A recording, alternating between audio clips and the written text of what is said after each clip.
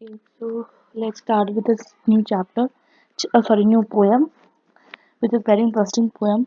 I think you already all like it. So this is poem on childhood, written by Marcus Nathan, class 11. So ये poem है class 11 की और इन्होंने Marcus नेटन ने लिखा है. So प्लीज इस चैनल को subscribe and like and share कर दीजिए. चलिए, तो let's start. So we are live on YouTube and can we begin the chapter? Yes, students. Can we? Okay, so let's begin. Okay, so what we will do in this chapter, first we'll see the introduction, then what will the summary, then feeling of rationalism which is very important, hypocrisy which is very important, individuality. ये कोई भी आपको नहीं बताएगा, कोई भी YouTube channel आपको नहीं बताएगा, लेकिन मैं बताऊंगी. ठीक है. फिर उसका चाइल्डहुड कहाँ पे खो गया था, ये सब करने के बाद हम आएंगे एक्सप्लेनेशन ऑफ द पोएम में. स्टैंजा 1 पढ़ेंगे, स्टैंजा 2 पढ़ेंगे, स्टैंजा 3 पढ़ेंगे और स्टैंजा 4 पढ़ेंगे और सारी एक्सप्लेनेशन हम वेल डन. फिर लास्ट में पोएटिक डिवाइस, और पोएटिक डिवाइस में मैं आपको दावा करती हूँ किसी भी आप उसमें देख सकते हो, कोई भी आपको नहीं बताएगा. And we are all done, we are all set go. तो let's start with this chapter childhood. तो लेट्स स्टडी फर्स्ट इंट्रोडक्शन. तो इंट्रोडक्शन में इस लाइन में क्या कहा गया है कि एक पोएट जो है हमारे मार्कस नैटन, वो सोचते हैं कि उनका चाइल्डहुड कहाँ खो गया. तो इस चाइल्डहुड कहाँ खो गया के ऊपर उन्होंने पूरी पोएम लिख डाली है. अब वो कहते हैं जब वो ग्रो अप हुए, पहले उनमें इनोसेंट थी, अब उनमें सेल्फिशनेस आ गई है. पहले वो इनोसेंट थे, अब उनमें सेल्फिशनेस आ गई है. तो ये चीज़ वो बताते हैं. ठीक है, उनका कैसे जो है उनका फेथ ये सब खो गया है, जैसे ही उनकी बचपन खो गया. अब क्या कहते हैं समरी. समरी हम पहले पढ़ते इसलिए है, मैंने आपको पता होगा मैं सब में समरी पहले पढ़ाती हूँ, because to understand what is the poem is about और what is the chapter is about. The poet Markus Natten wonders when did he lose the innocence of his child. मैं आपको डायरेक्ट बताती हूँ उसमें है क्या. वो कहते हैं कि कब मेरा जो है चाइल्डहुड खो गया है, वो ऐसा सोचते हैं और फिर बहुत दुखी हो जाते हैं और वो कहते हैं कि मेरा इनोसेंस कहाँ खो गया है, मेरा चाइल्डहुड कहाँ खो गया है और अब मेरे अंदर फुलिश क्रेज कैसे आ गया, मेरा मेरा मन बुद्धू क्यों हो गया है, मैं अपने बारे में क्यों सोचता हूँ, दूसरे के बारे में क्यों नहीं सोचता हूँ. तो इसको हम रैशनलिज्म बोलते हैं. ठीक है. एंड हाइपोक्रेसी अभी हम पढ़ेंगे, मैंने बताया वही बहुत इंपॉर्टेंट वर्ड्स हैं दोनों. चाइल्डहुड वो कहते हैं कि एक स्पेशल पीरियड होता है एक पर्सन की लाइफ में, जो एक बार चला जाता है तो दोबारा वापस नहीं आता. और कुछ स्टेजेस में के लाइफ में ये रहता है, और सिर्फ कुछ स्टेजेस तक रहता है. मतलब जीरो से अगर आप स्टार्ट हुए तो आपका बचपन स्टार्ट हो जाता है, एंड 18 ईयर्स की एज पे ये आपका बचपन का टाइम होता है. तो change in thoughts and perception, इन्हीं जो पीरियड होता है जीरो में यहाँ पर लिख देती हूँ, 0 ईयर से 18 ईयर्स तक, तो इन्हीं पीरियड में जो है आपका चेंज आता है, वो माइंड परसेप्शन का आपके अंदर ग्रोथ होना स्टार्ट हो जाती है. तो ये सारी जो है चेंजेस आती है आपके अंदर. ना फीलिंग ऑफ रैशनलिज्म में बोलता है कि the poet is surprise eight which point of the life he creates to be child. वो कहता है मैं किस पॉइंट पे ये कौन सा पॉइंट है जिसपे मैं जो हूँ चाइल्डहुड था, मतलब मेरा बच्चा था.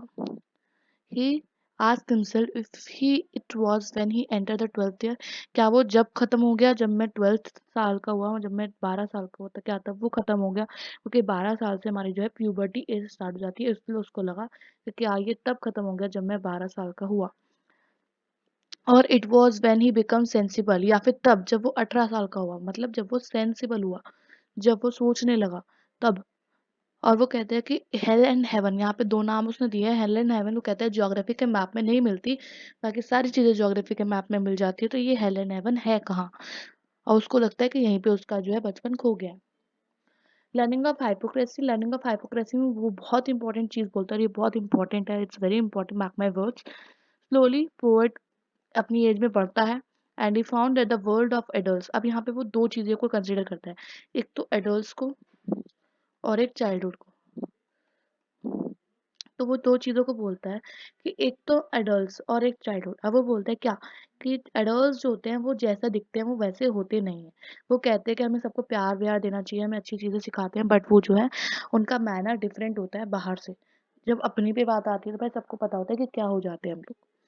तो वो कहते हैं कि he to begin to learn this art and lost his child. वो कहते हैं कि मैं खुद ही ये सीख गया हूँ कि मुझे बाहर से कैसे दिखाना है और अंदर से मैं कैसा हूँ।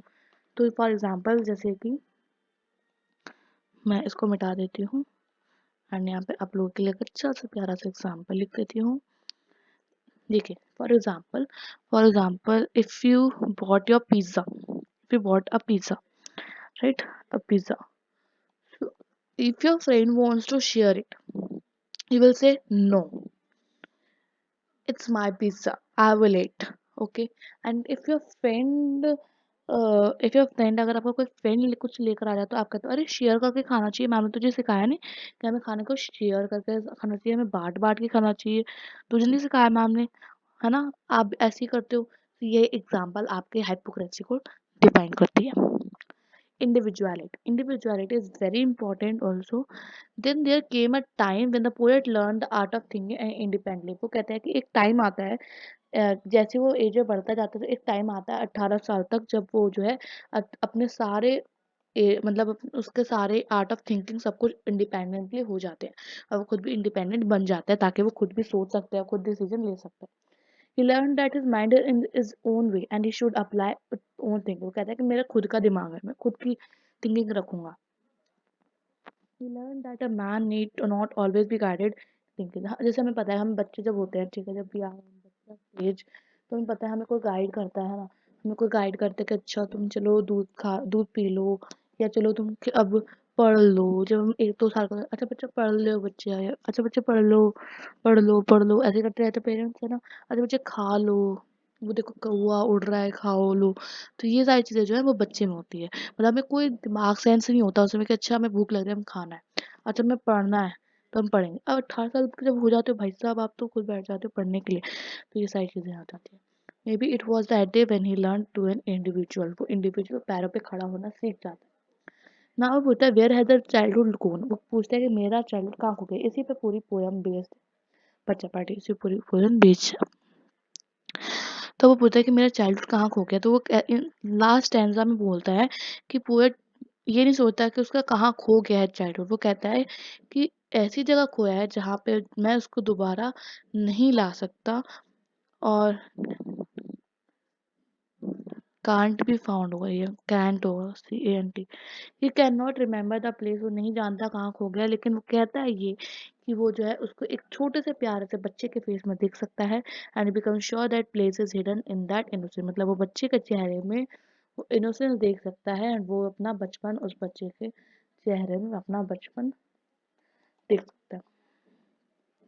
Now let's start with the explanation. Start करें, आपको इतना तक समझ में आ गया सब प्लीज रिप्लाई कर दीजिए जल्दी जल्दी। Okay Mohan, okay dance with Juhi, okay Shreya, okay Karan, okay PUBG gamer, okay ठीक है। तो सबको आ गया समझ, आई होप। एक्सप्लेनेशन स्टार्ट करें पोएम की, चलिए। स्टैंजा 1, स्टैंजा 1 एंड फिर हम उसके एक्सप्लेनेशन भी पढ़ेंगे। मैं कलर चेंज कर दूं, आप लोग जब से बोल रहे हो हम कलर चेंज कर दूं, I will change the colour. ठीक है, स्टैंजा 1 एंड उसकी explanation. When did my childhood go? This is your poem. What it the day I ceased to be 11? Was it the time I realized that hell and heaven could not be found in geography and therefore could not be? Was that the day? तो क्या बोला है यहाँ पे poet, कि poet सोचता है कि उसने अपना चाइल्डहुड कब खो दिया। He muses that perhaps it was the day, वो रियलाइज करता है कि क्या वो दिन था जब हेवन और हेल का कॉन्सेप्ट हमें सिखाया गया था कि क्या हेवन होता है क्या हेल होता है। He had been taught of science since his youngest years, had no standing in the light of the day. वो कहते हैं मेरी ज्योग्राफी के टेक्स्ट बुक में did not give the location of any such place. वो कहते हैं कि मुझे सब कुछ सिखाया गया, सबकी लोकेशन ज्योग्राफी में है टेक्स्ट बुक में, बट क्या हेल और हेवन की वहाँ पे नहीं है। तो हेल एंड हेवन की वो बोलता है कि इनकी जो लोकेशन है वो टेक्स्ट बुक्स में उसको नहीं मिल रही है। And education made the poet question the faith and look at the world much more rationally. The poet realized that he might have lost the childhood when he gained the rational outlook. अब वो कहता है या तो मेरा childhood वहाँ खो गया है जहाँ पे मैं अपना जो है मुझे जब सिखाया गया था कि हेल एंड हेवन क्या होता है, तो क्या वो हेल एंड हेवन में खो गया है और वो हेल एंड हेवन मुझे मिल नहीं रहा है क्योंकि वो ज्योग्राफी टेक्स्ट बुक्स में होते ही नहीं है। हमें भी पता है हेल एंड हेवन क्या है, पर वो पोएट ऐसा उसको डिस्क्राइब करते हैं। Stanza 2 poem. When did my childhood go? Was it the time I realized that adults were not all they seemed to be? They talked of love and preached of love, but did not act so lovingly. Was that the day? पर वो क्या कहते हैं कि वो कहते हैं poet recalls the time when he realise, वो कहते हैं जब एडल्ट उनके आसपास होते हैं तो वो उनको बताते हैं कि हमें क्या करना है, हमें करना है, हमें प्यार से रहना चाहिए, हमें केयर से रहना चाहिए, लेकिन दे वर देमसेल्फ आर्गुमेंटिव, वो खुद ही आर्गुमेंटिव हो जाते हैं, वायलेंट हो जाते हैं एंड डिसकोर्टेस हो जाते हैं, मतलब लड़ाई झगड़े पे उतर आते हैं। तो their behaviour was far cry from the love they so most about, मतलब जो वो प्यार दिखाने की बात करते हैं वो उससे बहुत ज़्यादा भयंकर हो जाता है। आपके घर में भी लड़ाई होती है छोटी छोटी बातों पे, है ना? मम्मा क्या सिखाती है? मम्मा सिखाती है बच्चा बाहर का खाना नहीं खाते, बच्चा प्यार से रहते हैं, बच्चा उनके दोस्त है ना वो उनको सॉरी बोलो, जब गलती करो तो सॉरी बोलते हो। और आपके घर में बहुत ज़्यादा लड़ाइयाँ होती हैं। लड़ाई। Thus the child lost his faith, the adults around him, whom he had so far trusted without a question. अब वो पूछते हैं, चाइल्ड कहता है कि मैंने अपना जो है फेथ खो दिया है एडल्ट में। वो कहते हैं विदाउट एनी क्वेश्चन कि their latent hypocrisy become evident to growing a child. वो कहते हैं जब भी चाइल्ड बड़ा हो जाता है, क्या कहते हैं, whereas says Nathan that broken trust was one of the major steps towards adulthood। पर जो है बच्चा यहाँ पे फेथ रखता है जब वो बचपन में होता है, फिर जैसे ही वो बड़ा हो जाता है वो अपने फेथ को तोड़ने लग जाता है, ट्रस्ट ब्रेक करने लग जाता है ना, झूठ बोलना स्टार्ट कर देता है। बट जब वो बेबी होता है तो उसे कुछ पता नहीं होता, वो जो बोलता है सच बोलता है।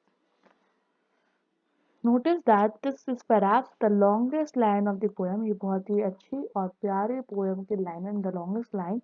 Marcus Nathan is the genius at putting punctuation to use। The length of this line is difficulty to decide it in one go, indicate that this is a the biggest loss of the child has suffered।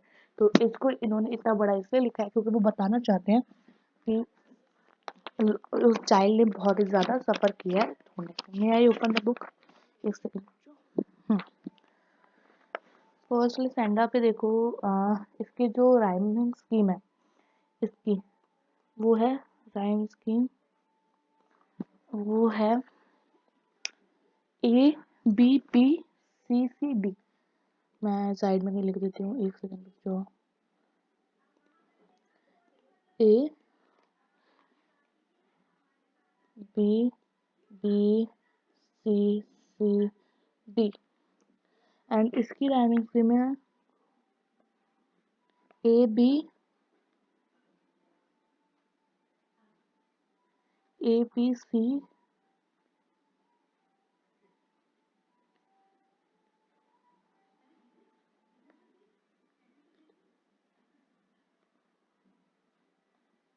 A B C D E, A B C D. इसकी है A B C D ई। चलिए next पढ़ते standard 3 explanation. When did my childhood go? Was it when I found my mind was really mine to use whichever way I choose, producing thoughts that were not those of other people but my own and mine alone? Was that the day? Now, यहाँ पे वो कहता है, यहाँ पे वो जो है वो बड़ा हो जाता है एंड अब कहता है वो कि as he grew up, the poet realized that his mind was unique. अब वो कहता है उसका माइंड जो है बहुत यूनिक है and it could form its own opinion. अब वो खुद का ओपिनियन सोच सकता है and could take own decision. जब हम बड़े जाते हैं 18 साल के जाते हैं हम पेरेंट्स को कहते हैं अब मैं ही खुद अपना डिसीजन दूंगा, मैं अपना 18 साल का हो गया, इंडिपेंडेंट हो गया। He gained a sense of individuality which set him free from the prejudiced opinion of other. ठीक है, his own experience shape his thoughts. तो अब उसके खुद का एक्सपीरियंस उसको बताएगा कि उसके क्या थॉट्स हैं, क्या उसको करना चाहिए। ठीक है, had been time he lost his childhood innocence complete. अब यहाँ पे वो कहता है कि यहाँ पे मेरा खुद की सोच आ जाती है, अब मैं अपना चाइल्डहुड भूल चुका हूँ। तो नेक्स्ट लाइन जो है ना बच्चा पार्टी, बहुत बहुत इंपॉर्टेंट है। आप लोग मुझे बता दें यहाँ पे क्या डिफरेंस है। मैं पढ़ती हूँ, रीड आउट करती हूँ। Where did my childhood go? It went to some forgotten place that's hidden in an infant's face. That's all I know. तो इसमें क्या डिफरेंस है? इसमें ये डिफरेंस है कि जब हम पहले पढ़ते थे उसमें हम when पढ़ते हैं, कब हमारा चाइल्डहुड खो गया, कब खो गया। अब हम पढ़ेंगे कहाँ खो गया। वेयर, वेयर मतलब कहाँ खो गया, when मतलब कब खो गया। तो did my child go it went some forgotten place, कुछ भूली हुई जगह पे चला गया है, that is hidden in inland place. अभी बोलते हैं the final standard poet changes question change कर देता है, पूछता है कि he had lost his childhood, the poet now wonders where it went, कहाँ चला गया वो। अब वो लास्ट की लाइन में वो दो वेज में इंटरप्रेट करते हैं कि poet claims that his childhood is nothing more than long lost memory. वो कहता है कि अपनी मेमोरी या तो वो खो चुका है ना, या तो वो अपनी मेमोरी खो चुका है। He recalled his infancy and believes that his true childhood resides there is that infant's face and that innocence cannot return। अब वो कहते हैं उसको जो दिख सकता है तो छोटे से प्यारे से बच्चे की शक्ल पे ही दिख सकता है उसको अपना चाइल्डहुड। सेकंड वो बोलता है the poet believes that his childhood has become nothing more than a memory. अब वो एक सपना बन के रह गया, वो एक उसकी याद बन के रह गई है उसके चाइल्डहुड, अब उसको दोबारा नहीं मिल सकता। And the second process which lost from one person it travels to another finding the residence. अब वो कह रहा है कि मेरे से तो वो खो गया, तो अब वो दूसरे बच्चे के पास जाएगा, तो ये बच्चा बड़ा हो जाएगा तो उसकी मेमोरी जो है वो मतलब उसका चाइल्डहुड जो है दूसरे बच्चे पे जाएगा। तो जैसे जैसे बेबी बॉर्न होते जाते हैं वैसे वैसे उनके पास चाइल्डहुड आता रहता है ना, जैसे जैसे बड़े होते जाते हैं उनके से चाइल्डहुड चला जाता है। तो वो कहते हैं ये साइकिल है। देखो, let me open a black screen. देखो ये बोल रहा है कि this is a cyclic process. अब इस साइकिल में क्या कह रहा है, देखो मेरा साइकिल आलू की तरह क्यों लग रहा है।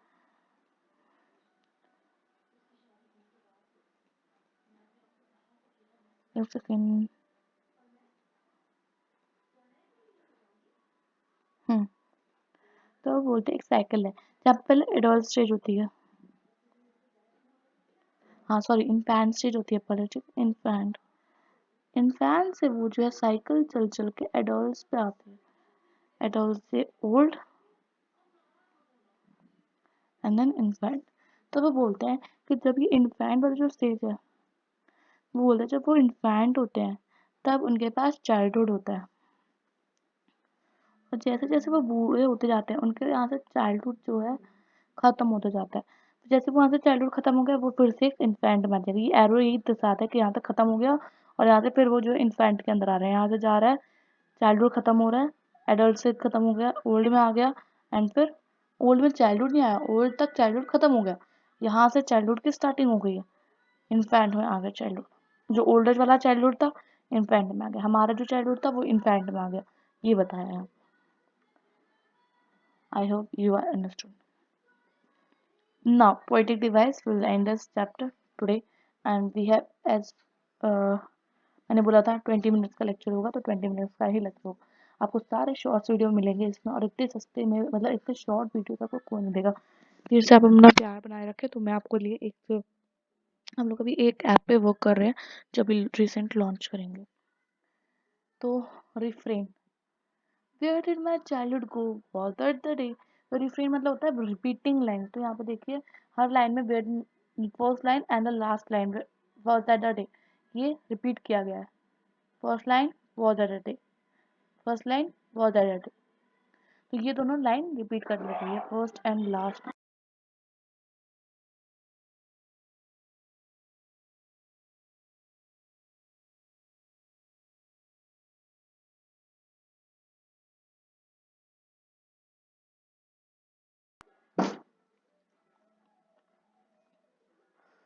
The refrain of any poem is a line that repeat regular intervals throughout the poem, जो कि पूरी पोएम में रिपीट होती है। बट यहाँ पे आप कहेंगे मैम यहाँ पे तो रिपीट नहीं हो रही, तो यहाँ पे फिर एक वेयर ही तो आया है, क्या हो गया, उससे कुछ नहीं होता। When did my childhood go and was that day? The second is repetition. They talk of love, preach of love. In poetry, repetition is the repeating word. Love, love दो बार repeat हुआ है तो ये repetition। ठीक है, rhythm and develop a sense of urgency, ये जो है उसका मतलब बताया गया था, मैंने rhythm का मतलब बताया। और भी है, एक बार मैं आपको बता देती हूँ, एक सेकंड को जो मैं ये इरेज कर देती हूँ। हाँ ये तो और है enjoyment,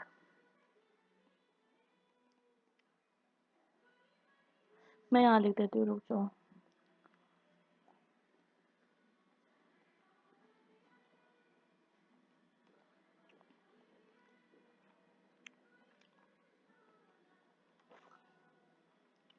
enjambment, initiation,